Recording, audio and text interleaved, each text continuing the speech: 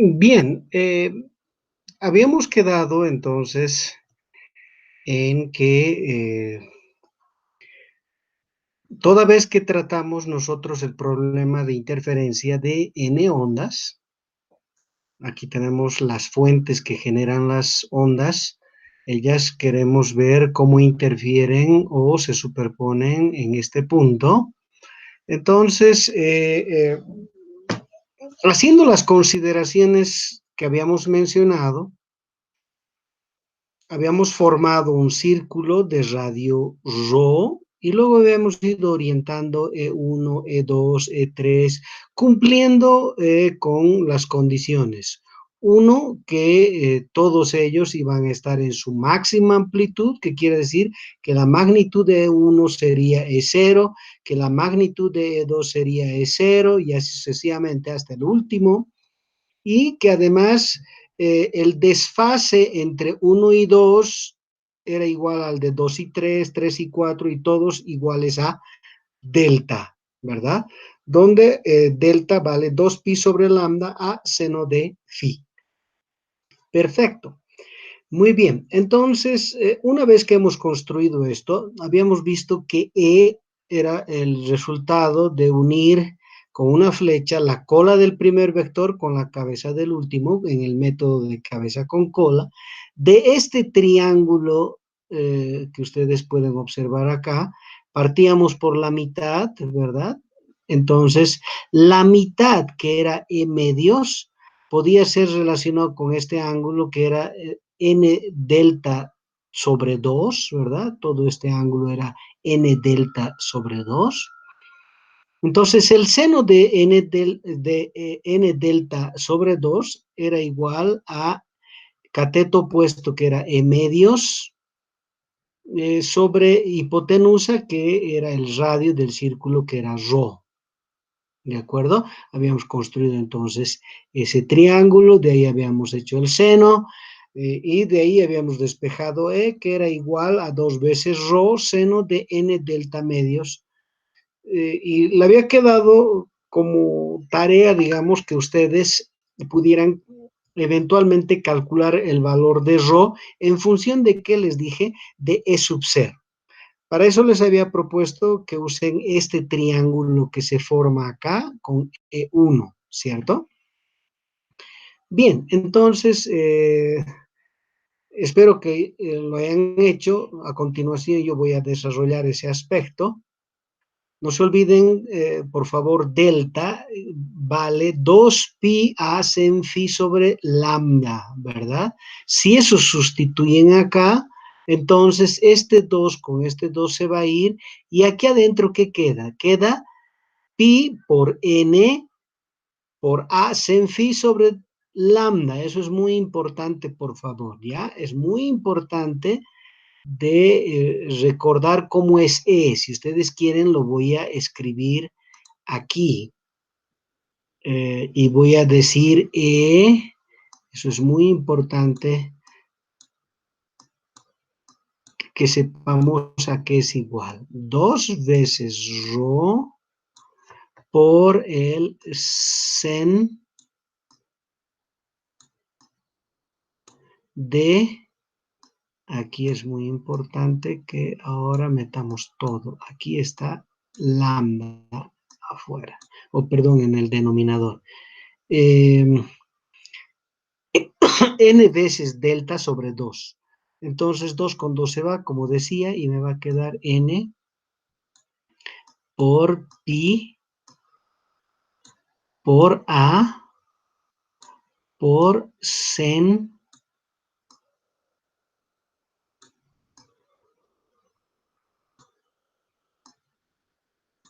de phi. Todo dividido lambda. Entonces, si es que uno reemplaza delta, que es igual a esta expresión, aquí adentro, entonces nos queda eso, ¿verdad? Eso hay que recordar. Entonces, lo siguiente que nos queda era determinar Rho, este radio, ¿verdad? Entonces, eso es lo que yo voy a hacer, por favor, a continuación. ¿Ya? Ahí está. Entonces, les había sugerido construir ese triángulo en función de E1 y los radios, ¿verdad? Bien.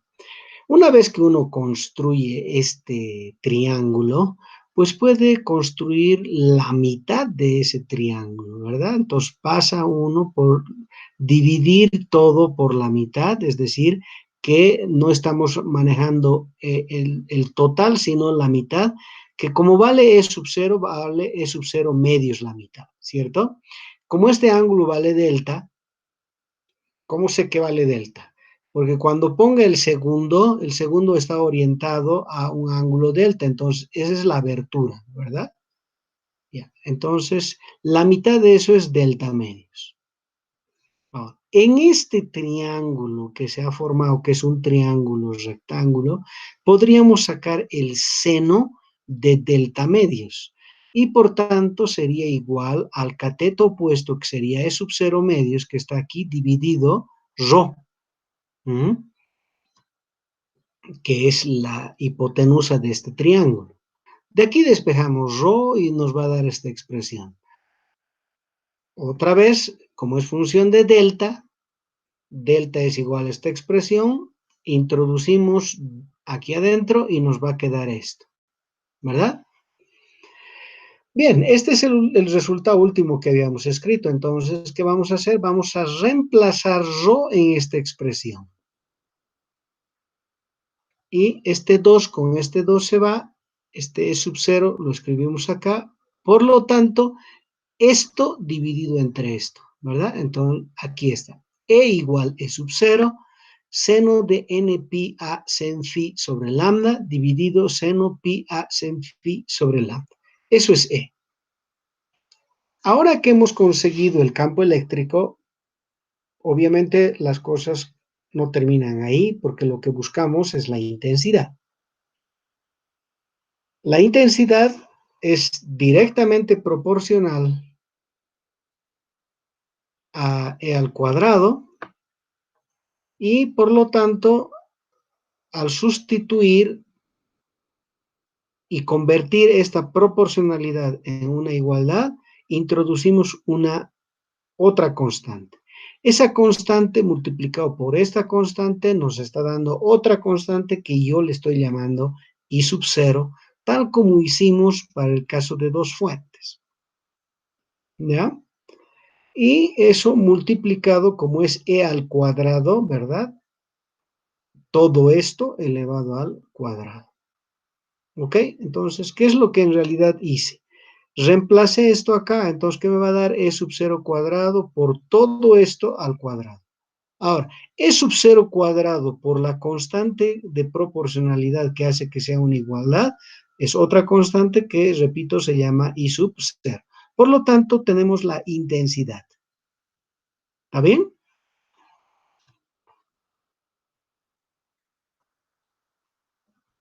Ahora nos falta ver qué es lo que ocurre, bueno, en la pantalla. Para eso tengo que graficar esta función. Para graficar voy a hacer algunos cambios, ¿de acuerdo? Uno de ellos, I sobre I sub 0. Este I sub 0 lo voy a pasar a dividir y a eso le voy a llamar Y. ¿Está bien? Otra cosa que yo estoy notando aquí adentro, a seno de phi sobre lambda, se repite en esta función y en esta. Por lo tanto, a seno de phi sobre lambda, le voy a llamar x. Entonces, ¿qué me va a quedar dentro del paréntesis al cuadrado? Seno de n pi x dividido seno de pi x. ¿Está bien? Todo eso elevado al cuadrado. Ahí está. Si yo hago I sobre I sub 0 y E y X a seno de phi sobre lambda, me queda esta expresión. Y E en función de X. Ok, entonces vamos a ver a qué es igual esta función graficada, pero fíjense, depende de n el número de ondas o el número de fuentes. Entonces yo puedo hacer distintos gráficos, ¿verdad? Aquí uno, el primero, con este color, digamos, ¿ya? A este colorcito, ¿de acuerdo? A este le voy a poner n igual 2. ¿Qué quiere decir?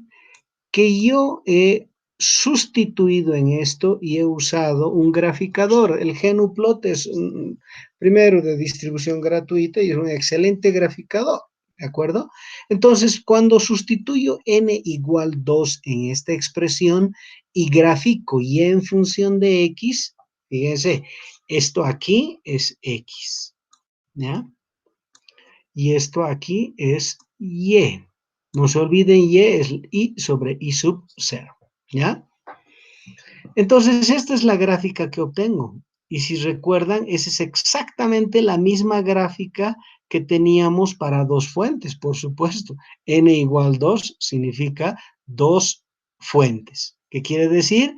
Dos onditas que se superponen. El resultado, como pueden apreciar, se reproduce idénticamente. Esto que ustedes observan acá es el gráfico cuando n es igual a 3. ¿Ha cambiado algo? Por supuesto que ha cambiado. Miren, aquí está, ¿ya? Aquí ha cambiado. ¿Ah? Este de acá es cuando n igual 4.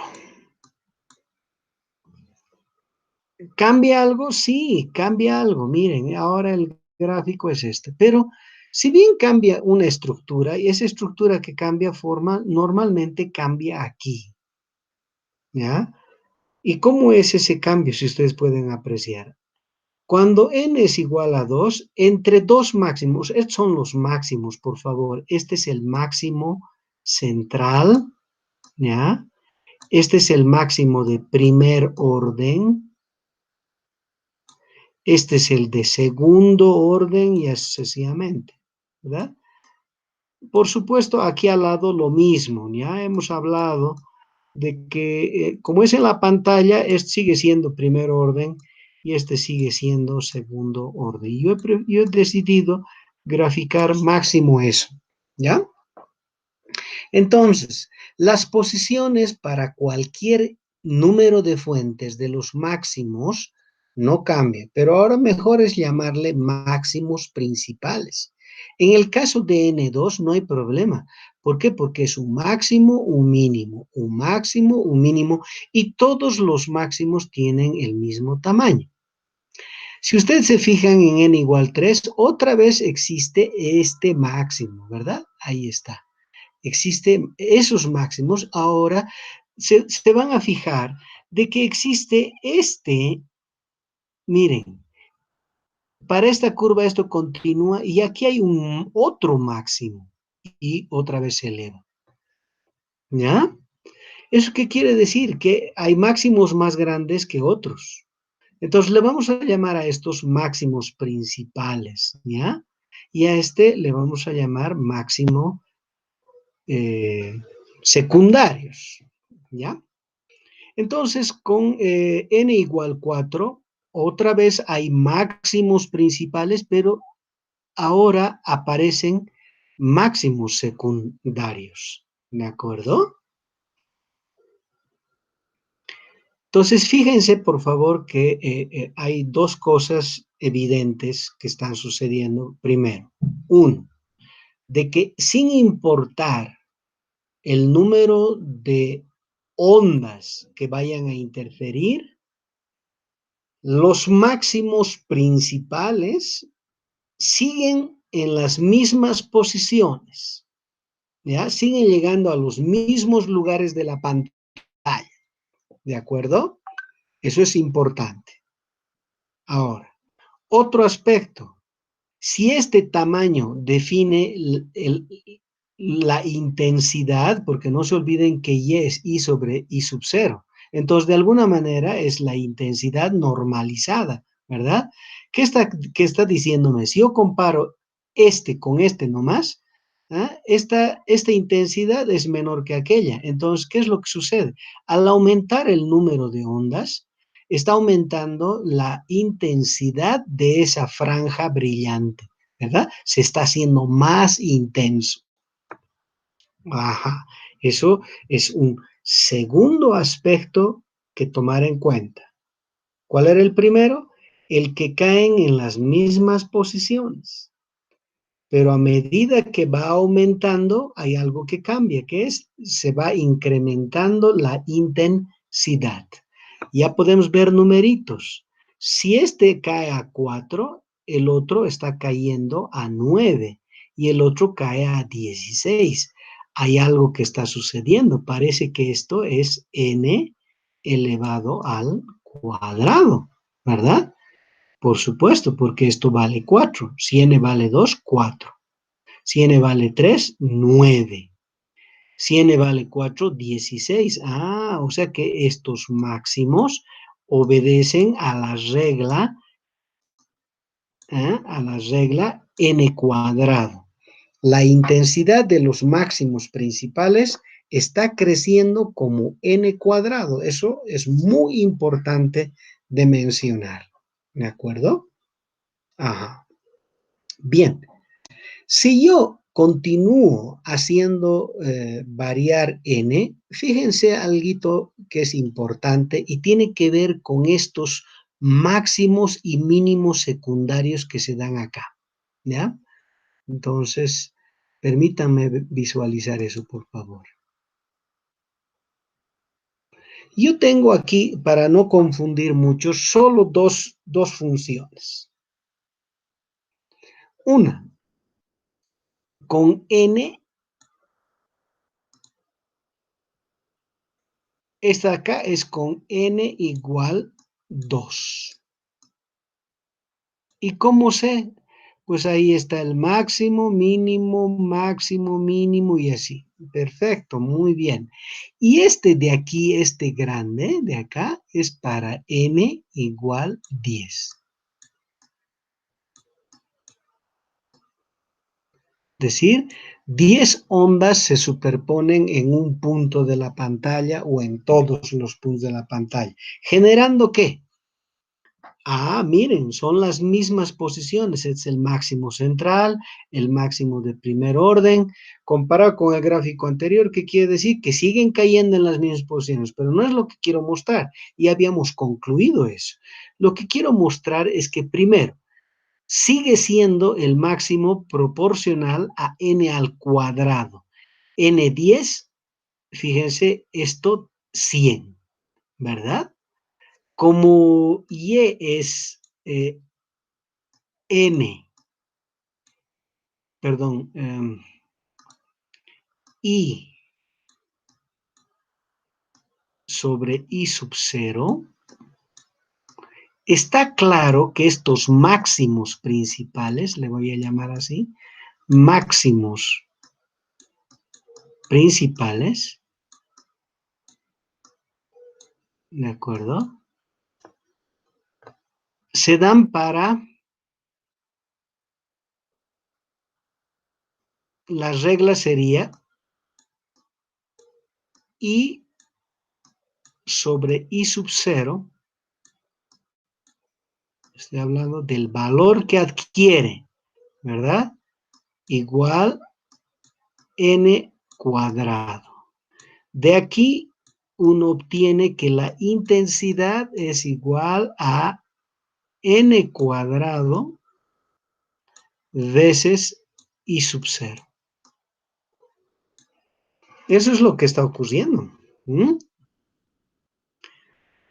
Es muy importante. Entonces, mientras mayor sea el número de ondas que interfiere, vamos a conseguir que los máximos principales o las zonas brillantes sean increíblemente brillantes. En laboratorio podemos conseguir inclusive hasta 600 ondas, ¿ya? Entonces, imagínense 600 elevado al cuadrado. Eso nos da pues una intensidad muy grande para los máximos principales y es muy importante entonces en el laboratorio, ¿ya? Otro aspecto que es muy importante ya de una vez recalcar es que esos máximos principales, recuerdan, este eje es X, ¿verdad? Este eje es X y esto es Y. Si ustedes recuerdan, X era igual a seno de phi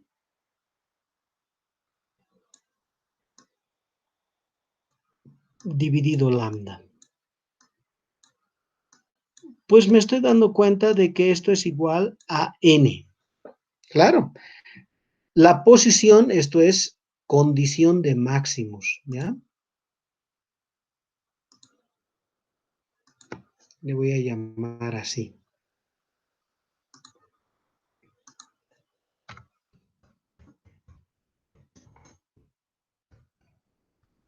¿Mm? Claro, esta es la condición de máximos.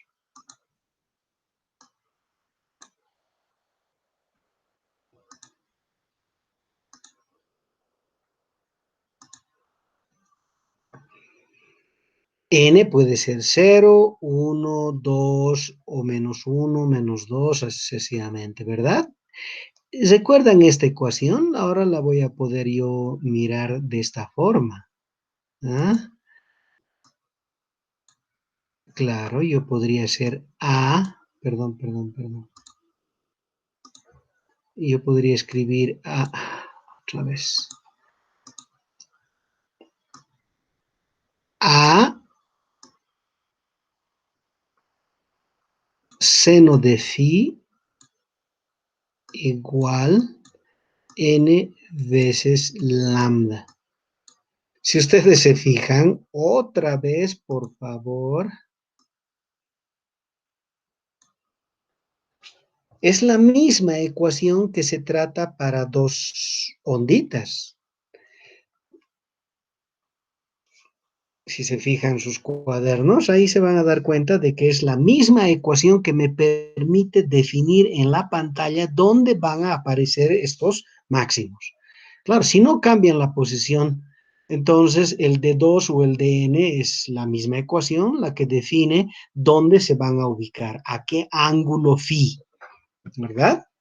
Ok, entonces cuando n es 0 es el máximo central, cuando n es 1 es el primer orden a ambos lados del máximo central. Con N2 es el segundo, es decir, el segundo orden y así sucesivamente. Entonces, tenemos algunos resultados, por favor. Esto es muy importante de que ustedes lo puedan percibir, ¿ya? El primer importante resultado es el hecho de que la intensidad crece como n cuadrado. ¿De quién? De los máximos principales. Sus posiciones están dadas por esta regla, ¿verdad? Donde n, y está por demás, pero donde n es 0, 1, 2 y así sucesivamente. ¿Eh? El tamaño y las posiciones están dadas por esta expresión. Bien. Otro aspecto importante de este resultado. No solo es positivo porque son más brillantes y es más fácil experimentar con ellos. ¿Ya? No solo es el hecho de que estas franjas son más brillantes. Fíjense lo que está ocurriendo. Antes, miren, esta era la altura del D2. Esta era la altura, pero se estaba distribuyendo desde menos 0,5 hasta 0,5, ¿verdad? Si yo tuviera que pintar con altura en la pantalla lo que está sucediendo es lo siguiente, ¿ya? Que tendría más o menos entre este punto y este punto, una franja brillante, relativamente brillante, ¿ya? Estoy hablando con N2. No es la brillantez lo que me interesa discutir ahora, ¿ya? Pero esa franja brillante estaría aquí. La otra, después de que aparece oscuro acá, voy a pintarlo así, ¿de acuerdo? Aquí debería haber, ¿qué cosa? Oscuro. Según esto, oscuro. Para que luego otra vez aparezca la brillante de primer orden, ¿cierto? Así debería ser. Oscuro también de este lado en esta posición. Aquí hay un mínimo oscuro. Y repito, otra vez aquí que debería haber una nueva barrita para indicar una franja brillante. Eso sería para N2. ¿Qué es lo que está ocurriendo a medida que crece N? Fíjense, por favor. Yo lo voy a hacer acá, ¿ya?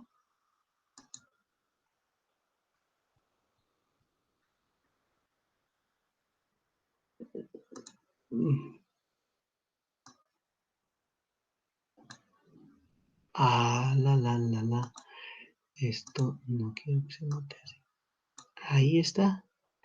Para que por favor se note lo que yo estoy queriendo hacer.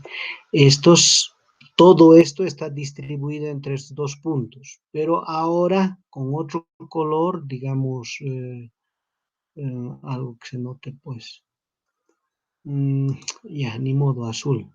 Ya, ahora va a tener que ir desde aquí, ¿ya? Ahí está, desde aquí.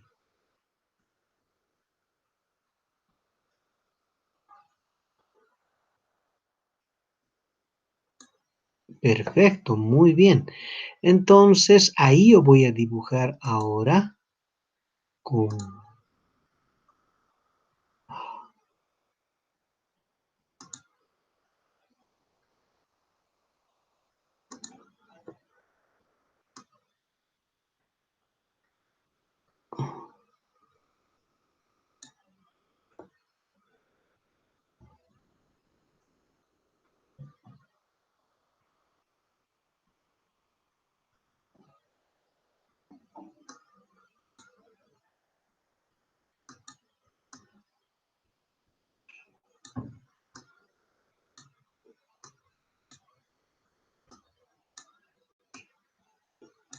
Ya, con esta altura lo que quiero decir es que obviamente la intensidad es más grande. Aquí la intensidad era más chiquita, pero aquí la intensidad es más grande. Pero eso ya lo hemos discutido. Sabemos que la intensidad aumenta, pero ¿qué es lo que estoy queriendo mostrar ahora? Pues el ancho de la zona brillante ha disminuido. Eso es lo que quiero mostrar, ¿ya? Ha disminuido debido a estos máximos y mínimos secundarios que se originan. Entonces, ¿qué es lo que pasa? Que estos máximos se van haciendo no solo más brillantes, sino se van haciendo más angostos. Entonces, ¿qué ocurriría para un N100, digamos? ¿Ya? Si yo tuviera que hacer el análisis acá, no sé, en verde, ¿ya? Si tuviera que hacer un análisis para N 100, ¿qué pasaría? ¿Mm? Que la intensidad prácticamente, esto lo voy a pintar de este color, en verde lo voy a hacer, por favor, y lo voy a poner así. Que la intensidad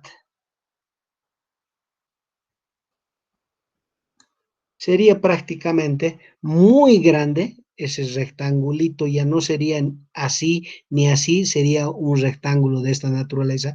Imagínense 100 elevado al cuadrado, ¿no? Son 10.000. A ver, 10 al cuadrado es 10 a la cuarta, entonces 10.000. Perfecto, entonces, si esto vale 4, esto vale 100, esto es 10.000. Entonces es mucho más intenso, pero al mismo tiempo, ¿qué ocurre? Que esta que tenía este ancho, esta franja brillante que tenía este ancho, ahora su ancho es reducido increíblemente, ¿verdad? Entonces, eso es lo que es importante de mencionar cuando uno hace una interferencia de n fuentes. Tiene muchos beneficios. El primer beneficio, estas se vuelven máximos muy brillantes. Segundo gran beneficio, ya no son muy anchas, son delgadas, entonces ya no se vuelven franjas, se vuelven líneas, ¿de acuerdo? Y enseguida les voy a mostrar el motivo por el cual es muy beneficioso eso. Pero tercer punto tiene que ver con el hecho de que la posición donde caen sigue siendo la misma. Ahora les voy a mostrar el motivo por el cual realmente es importante esta situación. Ahora, imagínense que ahora en vez de estas cosas tenemos nosotros esto. Si yo tuviera que determinar la distancia entre dos máximos contiguos cualesquiera, recuerden que eso es muy importante, ¿verdad o no?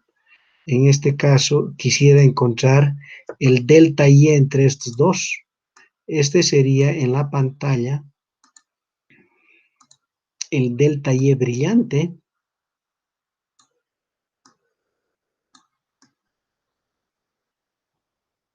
¿verdad? Entre dos franjas contiguas brillantes cualesquiera. Esto yo lo puedo determinar ahora muy fácilmente y con poco error. Otra historia sería si yo tuviera que hallar la distancia entre dos de estos y peor dos de estos. A ver, voy a dibujar dos de estos, uno aquí, porque así tendría que dibujar, ¿verdad o no? Y sus límites serían estos. Si yo tuviera que dibujar la distancia entre estas dos, es más difícil determinar, pues, de dónde a dónde, de este punto a este punto, de este punto a cuál, no sé. Es decir, genera pues más error esa distancia. Y mientras más delgadas sean las líneas, el error con el que uno mide esta distancia, pues, disminuye. Por eso es importante. Entonces, lo recomendable es hacer nomás procesos de interferencia con el mayor número de fuentes posibles.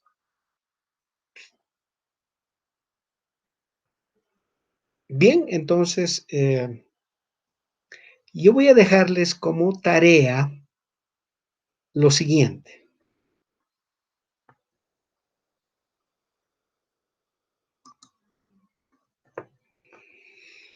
Imagínense que no está dibujada para n igual 2. Olvídense de esta línea, ¿de acuerdo?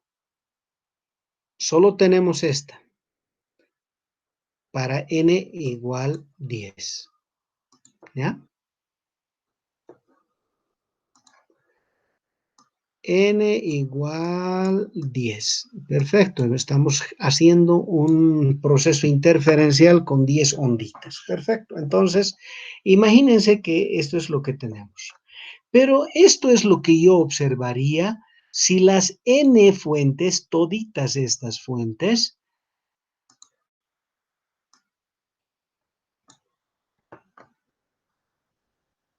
tienen el mismo lambda.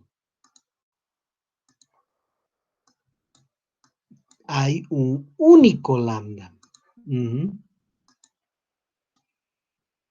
¿Por qué? Porque las fuentes eran idénticas, bla, bla. Habíamos supuesto entonces de alguna manera que siendo que eran idénticas tenían el mismo lambda. Perfecto, puede ser, pero lo que no habíamos mencionado desde el principio es que este lambda estaría implicando que nosotros hemos hecho todo el análisis con una luz monocromática, ¿verdad? ¿Ah?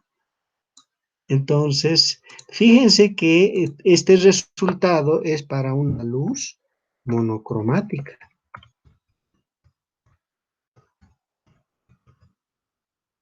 Ujú.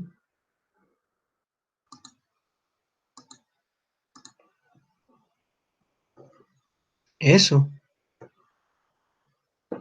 Entonces, lo que yo les estoy pidiendo que ustedes trabajen es lo siguiente. Las fuentes van a seguir cumpliendo las mismas condiciones, que quiere decir puntuales, idénticas y sincronizadas. Pero esta vez yo voy a pedirles que me digan qué pasaría si tuviéramos una luz policromática.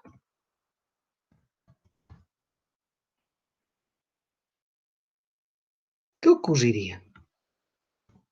¿Mm? ¿Cuál sería el resultado aquí? Vamos a trabajar con N10.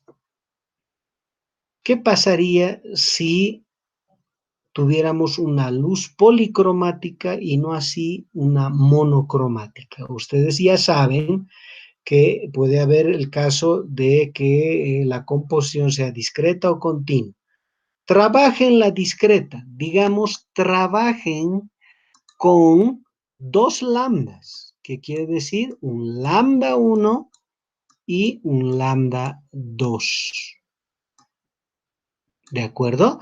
Después pueden generalizar, pero en este caso simplemente hagan todo igual, solo que ahora la luz que genera el patrón de interferencia es una luz policromática. ¿Ya? Con esto entonces yo acabo acá y nos estaremos viendo la siguiente sesión. Gracias.